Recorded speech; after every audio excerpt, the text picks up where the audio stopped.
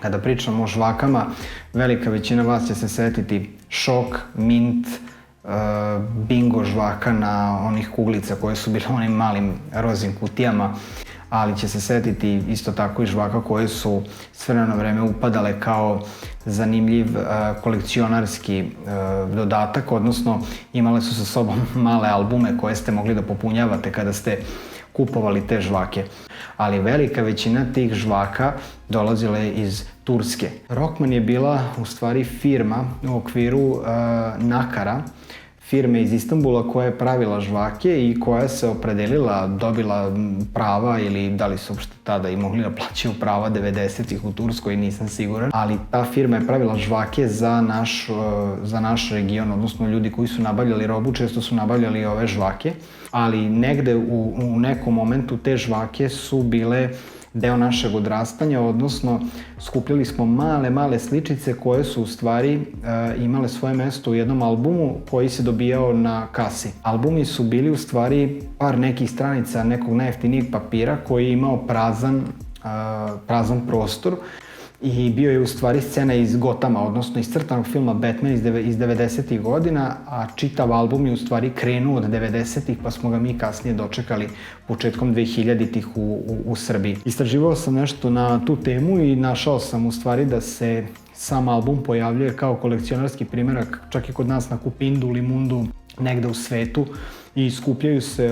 baš popunjeni albumi i imaju neke svoje vrednosti, odnosno neki sam čak našao da se prodaje popunjen za 25 €. Uzimali jednu scenu koja je bila prazna i onda ste vi dolepljivali te sličice na ta mesta po brojevima ili kako je već išlo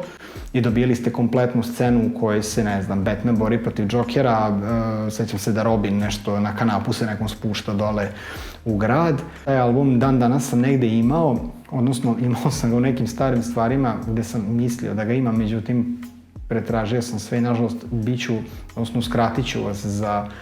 za taj album, ali bih voleo sa vama da prođem koliko je u stvari bilo zanimljivo, interesantno da prvi put u žvakama vi dobijate neki smisao, odnosno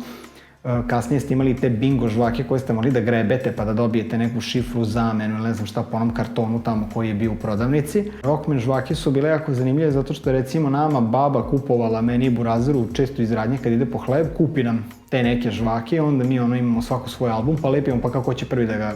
popuni. I to je neki prvi put, pošto se lako popunjavao album,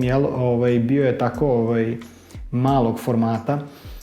albumčić i mi smo ga tako popunjavali pa smo ga lepili tako na zid, imali ga kao kolekciju neku. Tako da danas oni imaju određenu nostalgičnu vrednost za sve nas koji smo volili da žvaćemo žvake pa smo skupljali tako te sličice. Sećate se svi onih sličica kasnije iz mint žvaka, poznate ličnosti i slično, ali ovde nekako ovaj Batman imao smisao jer sličice iz mint žvaka nismo mogli da lepimo nigde, njih smo samo skupljali negde i stavljali u neke papiriće. Tako da je ovo bilo prvi put za mene da sam skupljao sličice iz žvaka sa ciljem da napravim taj neki albumčić i da sačuvam te gotove albume tako. Na kraju vremenom se pojavilo još par nekih scena, to sam isto pronašao dok sam istraživao, ubacit ću